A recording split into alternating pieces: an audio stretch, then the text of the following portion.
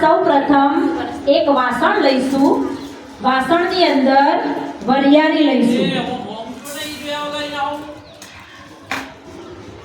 વરિયાળીના પ્રમાણમાં જ સફેદ તલ લઈશું.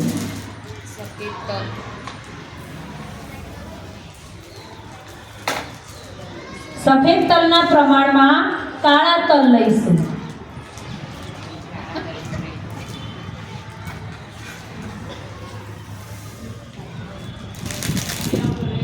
વાસણમાં આપણે 3 વસ્તુ ભેગી કરી છે. હવે વરિયાળી એના અડધા પ્રમાણમાં સવા લઈશું. અડધું પ્રમાણ.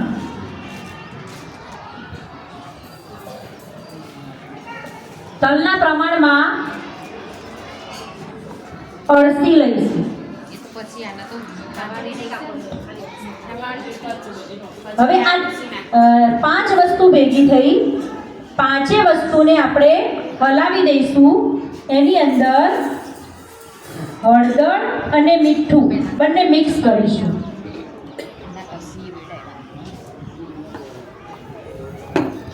હળદર મીઠાને આપણે લીંબુથી પલાળીશું.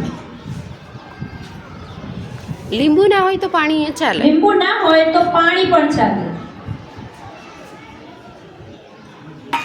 મુખવાસની અંદર આ મિશ્રણ આપણે રેડી દઈશું. હવે હાથ વડે એને બરાબર હલાવીશું, ચોળીશું. આપણે જે મીઠું અને હળદરનો મસાલો નાખ્યો એ મસાલો દરેક બી ઉપર બરાબર લાગી જાય એ રીતે હલાવીશું.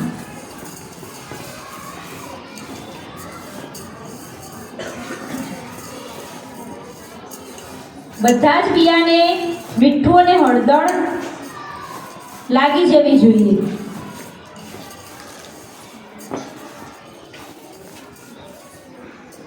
આ મિશ્રણને થોડી વાર સરખી રીતે દબાવી પડી રાખીશું, જેથી મીઠું, હળદર અને જે પાણી કે લીંબુ હોય એનું મિશ્રણ એને બરાબર શોષી લે.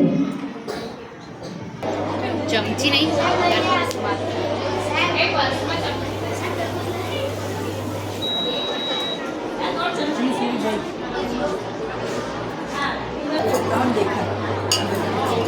જો ભાઈ, અહીંયા ઇલેક્ટ્રિક સગડી પર આ વસ્તુને શેકીએ છીએ. આપણે જે મિશ્રણ ભેગું કર્યું હતું ને એને ત્યાં ઇલેક્ટ્રિક સગડીમાં શેકાઈશું.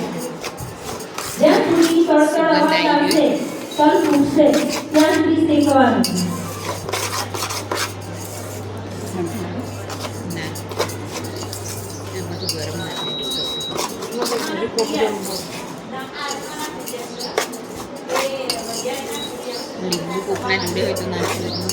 લીંબુ, હા, લીંબુથી સરસ ટેસ્ટ આવે. તડતડ અવાજ આવવા માંડ્યો.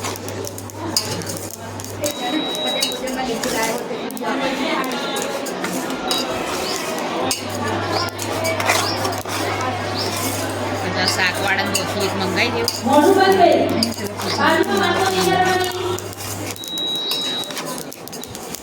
તડતડ અવાજ આવવા માંડે, સુગંધ આવવા માંડી.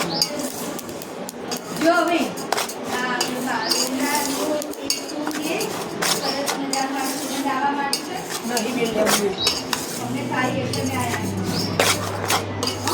વરિયાળી શેકાશે, વરિયાળી તલ જોઈને સ્મેલ આવે. આપણો મુખવાસ બનાવતા બાજુવાળાએ પૂછે ભાઈ શું બનાવી ગયું? સુખડી બનાવવા તો એક એકલા શું બનાવ્યું? સ્મેલ આવી જાય ને? આપણે સ્કૂલનું ગૃહ ઉદ્યોગ એક ચાલુ કરવો છે.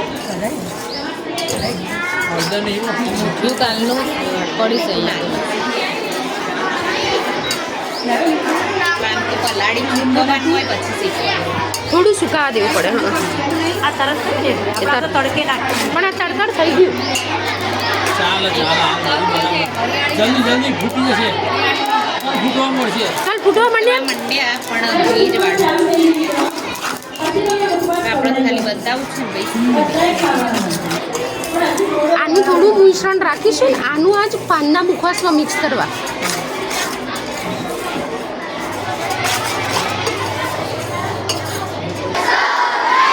કોઈ બોલશો નહીં,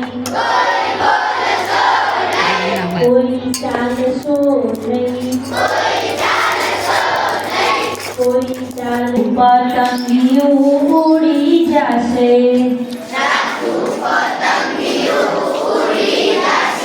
કોઈ બોલશો નહીં કોઈ ચાલશો નહીં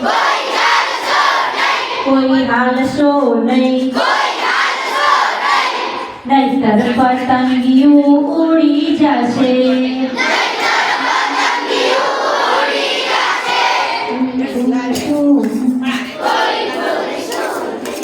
ખાલી 6 થી 8 જ આટલી સંખ્યા છે. આપણો આ મુખવાસ રેડી છે. સાંભળો